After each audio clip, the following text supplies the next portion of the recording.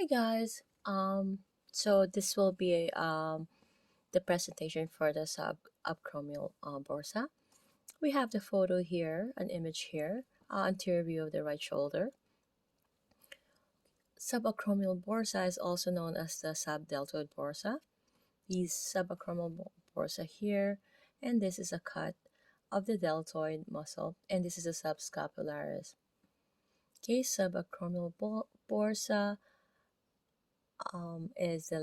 this one is showing the lateral portion, creates a smooth surface for the acromion and deltoid to glide over the head of the humerus and rotator cuff tendon. So we know it's on the lateral portion. The medial part cushions the coracoacromial ligaments from the supraspinatus tendon. Okay, so that is the medial part cushions. So with the arm at the side, most of the bursa is underneath the acromion and inaccessible. Extending the shoulder joint, however, will bring the bursa forward.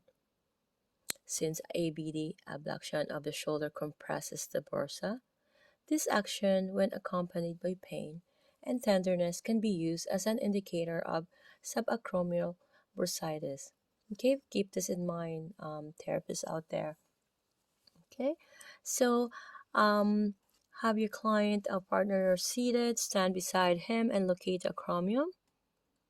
Okay, as you can see in the image here, it's a lateral view where the therapist is trying to palpate the subacromial bursa, right?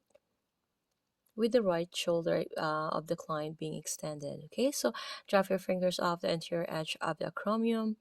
Then, with your other hand, slowly extend the shoulder by pulling the elbow posteriorly. This will bring the bursa out from under the acromion. My apologies. You will be palpating at the depth between the deltoid and rotator cuff tendons. A little hint, palpate gently. Bursa are delicate structures and best accessed with a soft touch. If it's inflamed, it will be acutely tender. That is so true.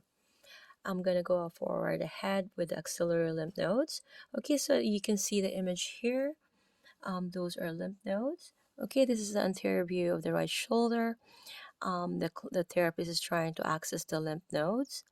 Okay, so the axillary lymph nodes are located in the axilla. When palpating the axillary region, use a deliberate yet gentle touch to avoid tickling your partner. Also move slowly using gentle pressure to avoid impinging the artery and nerves. So have your client supine or seated. ABD the arm, abduct the arm, and slowly sink two fingers up into the axilla. Then bring the arm back to the side of the body to soften the axilla tissue further. Slide your fingers up to the top of the axilla and then medially toward the rib cage. Often then will be a few lymph nodes located against the ribs. Move to the lateral side of the axilla and use light pressure against the humerus to locate the strong pulse of the brachial artery. So the vessel will be positioned between the stringy coracobrachialis and long head of the triceps brachii muscles. Okay, and the last thing that I will be presenting today is the brachial artery. Okay, so we all know that we need to really avoid the brachial artery, and it's a must that we know where is it located at so that we can avoid harming our client. Okay, so look at the image here, where this is the biceps brachii, this is the triceps brachii, and that's where the brachial artery. This is anterior and medial view. Whereas the therapist is palpating the brachial pulse between the biceps and triceps brachii. See, you must know where the border is. Okay, so the brachial artery is a continuation of the axillary artery. Okay, and runs between the biceps and triceps brachii. Its pulse can be felt between these muscles on the middle side of the arm. Before the brachial artery branches off to the radial and ulnar arteries, its pulse can be felt at the elbow just medial to the biceps brachii tendon. So having your client supine or seated, ABD or abduct the arm and place your finger pads on the medial side of the arm. A helpful guide is the shallow dip, which forms between the biceps and triceps. Gently press your fingers towards the shaft of the humerus to feel the brachial pulse.